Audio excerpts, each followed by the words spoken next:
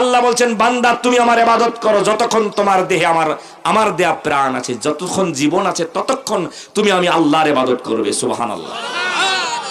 তাহলে ইবাদত করতে হবে কতক্ষণ? সারা জীবন। আলহামদুলিল্লাহ, সারা জীবন। কিন্তু আমরা আমাদের জীবনটাকে ইবাদতমুখী করতে পারি না। আমরা বলি এখনে বয়সটা কি হয়েছে, ঠিক কি না বলেন? বলি কি না যে আমার বয়সটা এখনে কি হয়েছে? কয় দাড়ি এখনে রাখবো, বিয়েই করি নাই। আচ্ছা দাড়িটা যখন দরকার আল্লাহ তো তখনই দিয়েছে, ঠিক কি না? গোপ যখন দরকার আল্লাহ তো তখন দিয়েছে। এইটা তো কোনো মানুষের হাতেই চাবিকাঠিটা কি, ঠিক না বে ঠিক? তাহলে সময়েরটা সময়ে, time and time wait for none. সময় কারোর জন্য অপেক্ষা করে না। আজকের যে সময়টা চলে যাচ্ছে, আপনি কিয়ামত তক চেষ্টা করলে আজকের দিন ফিরে পাওয়া সম্ভব? এজন্য আপনি যখন সুযোগ পেয়েছেন, বুঝেছেন, তখন থেকে আমল ধরবেন, ঠিক না বে ঠিক? হাদিসে কারিমার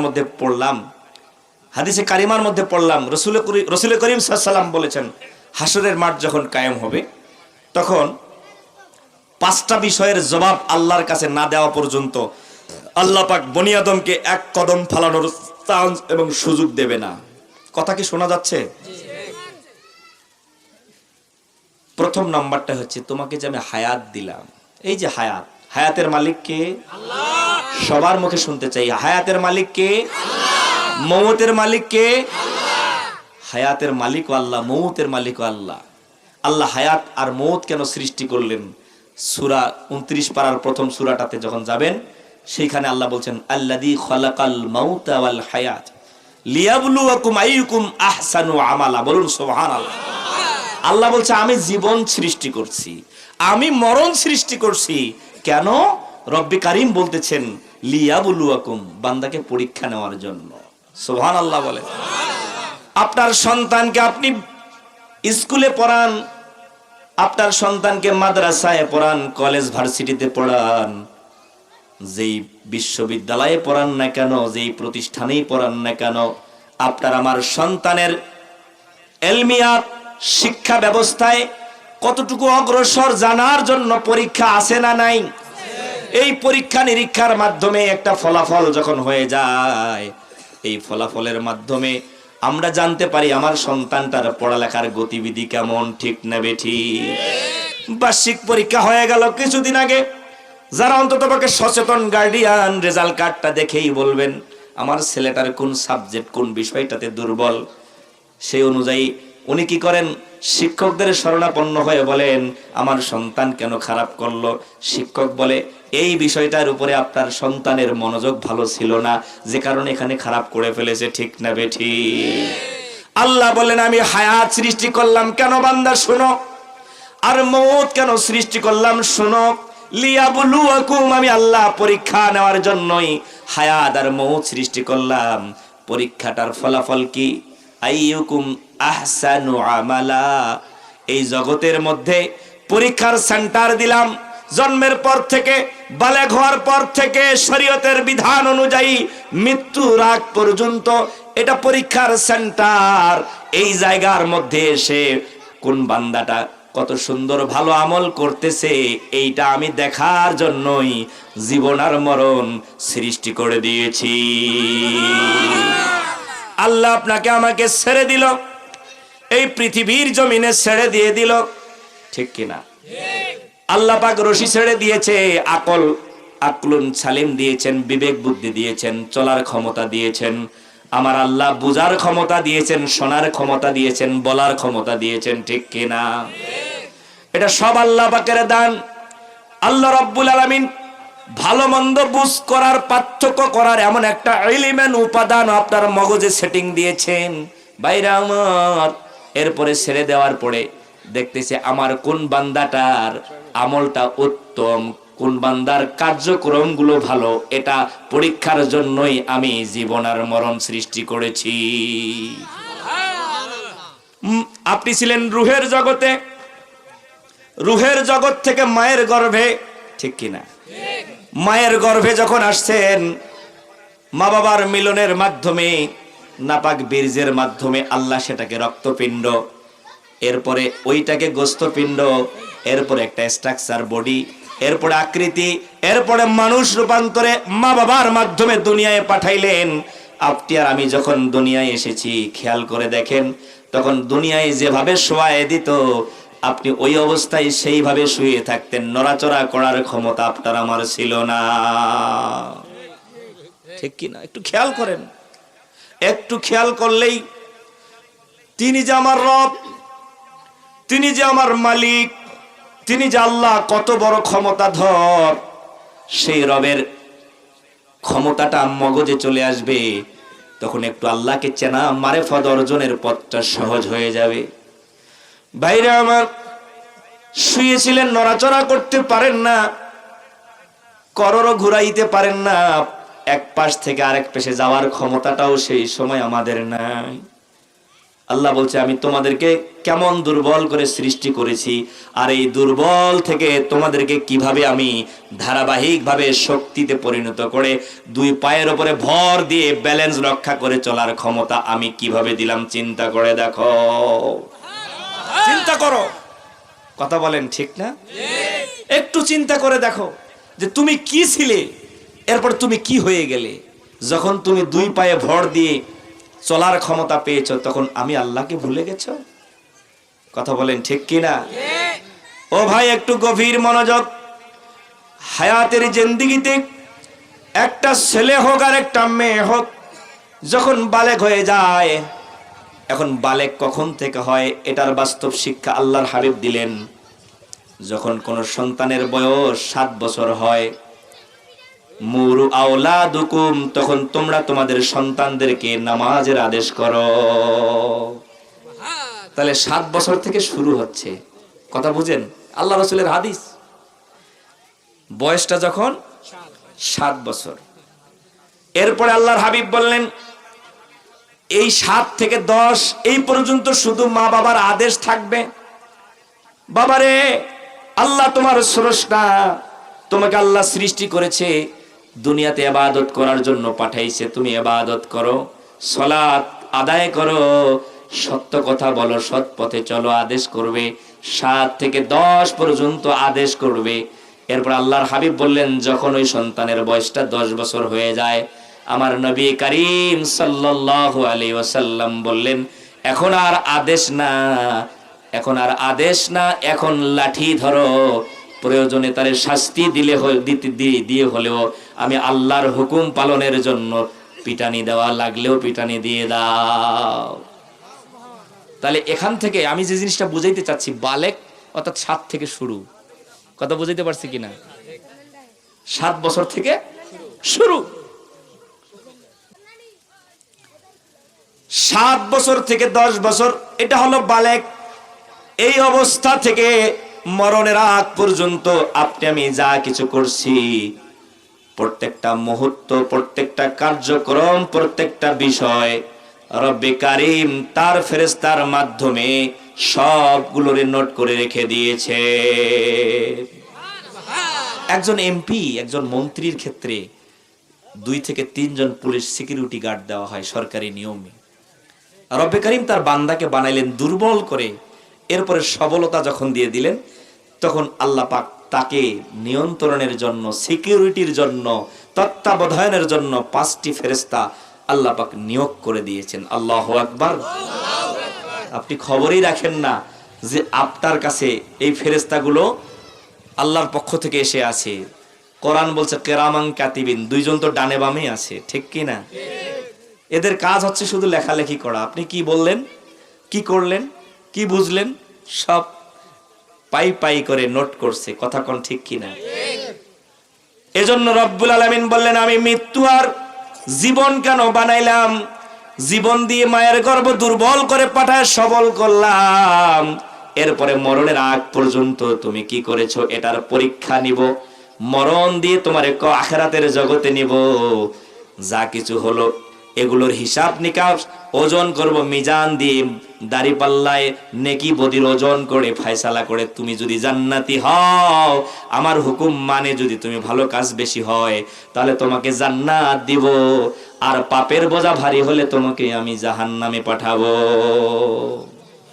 আল্লাহ কিন্তু ক্লিয়ার করে দিয়েছে, কোনোটাই গোপন রাখে নাই। বলছে আমি তোমাকে সৃষ্টি করলাম আমার ইবাদতের জন্য। ইবাদত করবে কতক্ষণ? ওই যে বালেগ হওয়া থেকে, জন্মের পর থেকে যতক্ষণ দেহের মধ্যে আল্লাহর দেয়া জীবন থাকবে ততক্ষণ পর্যন্ত আল্লাহর ইবাদতে সময়টাকে কাটায় দিতে হবে। সুবহানাল্লাহ। কার ইবাদত? কিন্তু আমরা তো এখনকার যুগে যে পরিমাণ আমরা দুনিয়ার মোহে পড়ে, আর আমাদের ইবাদত করতে হবে যতদিন প্রাণ দেহে থাকবে ততদিন। এখন আমরা তো আল্লাহ পাকের নাফরমানি করে ফেলেছি, আমরা গুনাহ করেছি, নামাজ ছেড়ে দিয়েছি, আল্লাহর অবাধ্যাচরণ করেছি। এখন আমাদের কি হবে চিন্তার দরকার আছে না নাই? কি হবে? আমরা তো ভুল করে ফেলেছি, পাপ করে ফেলেছি, অন্যায় করে ফেলেছি। সম্মানিত ভাইরা আমার, ওই বান্দাগুলোর জন্য রব্বে কারীম সুন্দর একটা সিস্টেম রেখে দিয়েছেন কোরআনের ভিতরে। আল্লাহ বললেন, কুল ইয়া ইবাদিয়াল্লাযীনা আসরাফু আলা আনফুসিহিম লা তাকনাতু মির রাহমাতিল্লাহ। জোরে বলুন না সুবহানাল্লাহ। মেসেজটা কি? ব্যাখ্যা শুনলে বুঝবেন আল্লাহ কি বলছে আয়াতের মাধ্যমে। কুল মানে হাবিবকে ডাক দিলেন, হাবিব, দোস্ত আমার, বন্ধু আমার। আল্লাহ পাক তার হাবিবকে এত ভালোবাসতেন, মহব্বত করতেন, বিধায় তার লকবটা দিয়েছেন হাবিব। সুবহানাল্লাহ। আর খলিল বলছে ইব্রাহিম আলাইহিস সালামকে, তিনি কষ্ট, ক্লেশ, পরীক্ষা নিরীক্ষা সব কিছুকে উপেক্ষা করে একমাত্র আল্লাহর সন্তুষ্টির জন্য ইবাদত করে করে আমার আল্লাহকে রাজি খুশি করার জন্য উপাধি পাইলেন খলিল। আর আল্লাহ পাক স্বয়ং যার প্রেমে পাগল হলেন, ভালোবাসলেন, কাছে টেনে নিলেন, তার লকব দিলেন হাবিব। আল্লাহু আকবার। যে হাবিবকে ভালোবেসে এই দুনিয়ার জমিন থেকে আল্লাহর আরশে আজিমের মেহমান বানিয়েছে। লাখের উপরে নবী রাসূল, কোন নবী রাসূলকে আল্লাহ পাক মেরাজ করার নাই, কোন নবী রাসূলকে আল্লাহ পাক দিদার দেন নাই। ঠিক কিনা বলেন? মুসা নবী দিদারের জন্য পাগল পারা ছিল। আল্লাহ বলছেন, মুসা সম্ভব না, তুমি সইতে পারবা না। আর মুসা কয়, আল্লাহ একটু দাও, একটু দাও, আল্লাহ দাও। শুধু নূরটার কমাইতে কমাইতে একটু নূরের ঝলক ছেড়ে দেওয়ার কারণে তুর পাহাড়টা পুরে ছাই হয়েছিল। আল্লাহ তো দূরের কথা, কিন্তু আপনার আর আমার নবী এমন একজন নবী, এমন একজন রাসূল যাকে আমার আল্লাহ ভালোবেসে এমন শান মান দিয়েছে, যাকে আল্লাহ পাক সরাসরি তার আরশ আজিমের মেহমান বানিয়েছেন। এত কাছে নিয়ে কথা বলেছেন, এত কাছে। হাবিব, বন্ধুর বাড়িতে এসেছো, কি নিয়ে এসেছো? সুবহানাল্লাহ বলবেন। কি নিয়ে এসেছো? বন্ধু, বন্ধুর বাড়িতে গেলে তো খালি হাতে যায় না, কথা কোন ঠিক কিনা? কি নিয়ে এসেছো? আমার নবী বলছে, আত্তাহিয়াতু লিল্লাহি ওয়াস সালাওয়াতু ওয়াত তাইয়্যিবাত। আল্লাহ খালি হাতে আসি নাই। তুমি যেটা চাও, তুমি তো মিষ্টিও খাও না, কোনো কিছু খাও না। আল্লাহ কি খায় নাকি? আল্লাহ কি ঘুমায় নাকি? হ্যাঁ, আল্লাহর একটা চাহিদা, সেটা হচ্ছে বান্দার আমল আল্লাহর বড় ভালো লাগে। শারীরিক মালিক যত রকমের ইবাদত বندگی সব সরাসরি আমি আপনার কাছে নিয়ে এসেছি। আল্লাহ পাক খুশি হয়ে গেলেন। তখন হাবিবের উপরে তিনি বললেন, আসসালামু আলাইকা আইয়ুহান নবী। সুবহানাল্লাহ বলেন। আইয়ুহান নবী ওয়া রাহমাতুল্লাহি ওয়া বারাকাতুহু। যত রহমত, যত শান্তি, যত বারাকাত আমি আল্লাহ সবগুলো আপনার জন্য বরাদ্দ করে দিলাম। হাবিবে কিবরিয়া তখন চিন্তা করলো, আরে আল্লাহর দেয়া সব রহমত, সব বরকতগুলো আমি একাই দিব, আমার উম্মতরা মাহরুম হয়ে যাবে। উম্মতকে শেখানো না ভুলে তিনি বললেন, আসসালামু আলাইনা ওয়া আলা ইবাদিল্লাহিস সালিহিন। সুবহানাল্লাহ। এখানকার রহমত বরকত আল্লাহ আমার উম্মত যারা আপনার বান্দা যারা সলেহীন হবে এদের জন্য বরাদ্দ হয়ে গেল। সম্মানিত সুধী, এই হলো হাবিব, যাকে ভালোবেসে আল্লাহ তাআলা কোথায় নিয়ে গেলেন? আরশে আজিমের মেহমান বানালেন। ভাইরা আমার, গভীর মনোযোগ। আল্লাহ পাক ওই যে আয়াতখানা, এর মাধ্যমে কি মেসেজ দিলেন? কুল বললেন হাবিব, এখান থেকে আমি সেখানে গেলাম। বলছেন হাবিব, আমার বান্দা যারা, ইবাদিয়াল্লাযীনা আসরাফু আলা আনফুসিহিম, আমার বান্দা যারা নিজের নফসের উপরে জুলুম করেছে, গুনাহ করেছে, অপরাধ করেছে, পাপ করেছে, অন্যায়ের সাথে সম্পৃক্ত হয়েছে, আমি আল্লাহর নাফরমানি করেছে, এখন তারা হতাশাগ্রস্ত, আমাদের কি হবে? ওই অপরাধী গুনাহগার নাফরমান বান্দার জন্য আল্লাহ পাক তার হাবিবের কাছে এই মেসেজটা পাঠায়া দিলেন। আল্লাহ বললেন, হাবিব দোস্ত আমার পক্ষ থেকে মেসেজটা আমার বান্দাদের কাছে দাও। কোন বান্দা? যেই বান্দা তার জীবনটা গুনার সাথে কাটায় দিয়েছে, নামাজ ছেড়েছে, রুকু ছেড়েছে, সাজদা ছেড়েছে, নাফরমানি করেছে, জুলুম করেছে, ওই গুনাহগার বান্দাটা গুনার কারণে চিন্তা করছে, আহারে আমি তো এত বড় পাপী, আমার আর আমল করে কি লাভ, আমি তো বড় নাফরমান হয়ে গিয়েছি।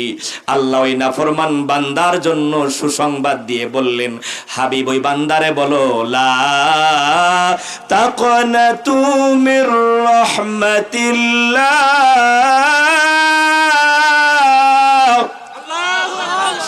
আল্লাহ বললেন, হাবিব রে, ওই গুনাহগার বান্দার কাছে মেসেজটা পৌঁছা দাও, তারা যেন আমি আল্লাহর রহমত থেকে নিরাশ না হয়।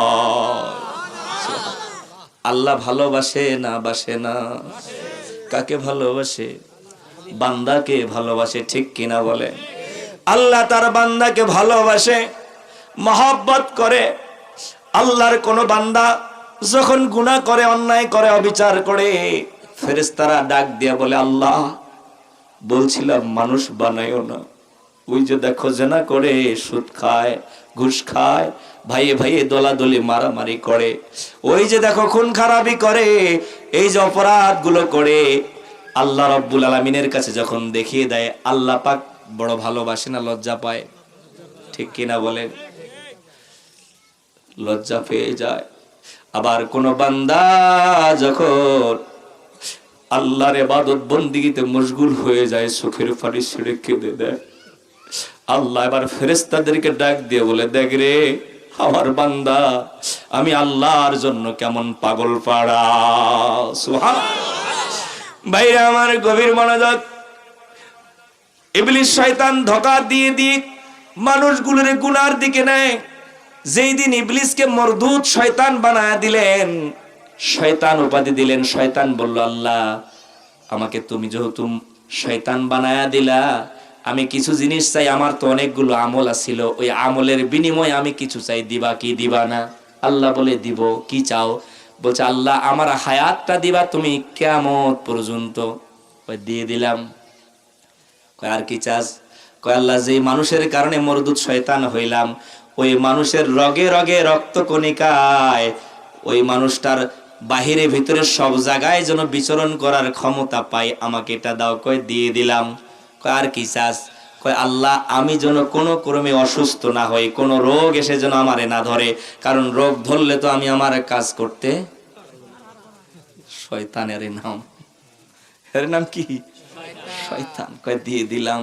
এজন্য পৃথিবীর সবার রোগ হইল, শয়তানের রোগ হয় না। ওর কার্যক্রম কোনো সময় বন্ধ থাকে না। কথা বুঝাইতে পারছি? কয় দিয়ে দিলাম। এবার শয়তান বলছে, আল্লাহ তুমি যেহেতু পাওয়ার দিয়েছো, তোমার দেওয়া পাওয়ার নিয়ে আমি তোমার বান্দাগুলোরে ভুলায়া, গুনাহ করায়া, জেনা করাবো, বেবিচার করাবো, জুলুম করাবো, মারামারি করাবো, কাটাকাটি করাবো, সব করায়া আমার অনুসারী বানায়া তাদেরকে নিয়ে আমি জাহান্নামে যাব। আল্লাহ বলছে আমার ইজ্জতের কসম করে বলি, আমার বান্দাগুলোরে তুমি ভুল করায়া গুনাহ করায়া 80 বছর পর্যন্ত তার গুনাহ করাইলা। 80 বছর পরে যদি আমার কোনো বান্দা একবার কুদরতের কদমে মস্তক দিয়ে আমার কাছে আত্মসমর্পণ করে আর বলে আল্লাহ, শয়তান আমারে ভুল করায়া গুনাহ করাইছে গো মালিক, ও মালিক তুমি দয়া করে আমাকে মাফ করে দাও, আর অন্যায় করব না, গুনাহ করব না, তুমি ক্ষমা করে দাও। রব্বি কারীম বললেন 80 বছরের গুনাহগার বান্দাকে ক্ষমা করে দিতে আমার 1 সেকেন্ড সময় লাগবে না। সম্মানিত সুধী, এত সহজ করে দিয়েছেন আল্লাহ। তাহলে আল্লাহ বান্দাকে কত ভালোবাসে, ঠিক কিনা বলেন? কত ভালোবাসে, কত মহাব্বত করে। এজন্য বলছেন হাবিব তুমি জানা দাও আমার বান্দাদেরকে, যারা গুনাহ করেছে, অপরাধ করে ফেলেছে, বড় বড় গুনাহ করেছে, তারা যদি একবার আমি আল্লাহর কাছে তওবা করে ক্ষমা চায়, আমি তার তওবা গ্রহণ করে তার অপরাধগুলোকে ক্ষমা করে দিব। আল্লাহ পাক বলেছেন ক্ষমা করে দিব। এই কোরআনুল কারীমের ভিতরে আল্লাহ পাক জানায় দিয়েছেন যারা গুনাহ করেছে তুবু ইলাল্লাহি তাওবাতান নাসুহা।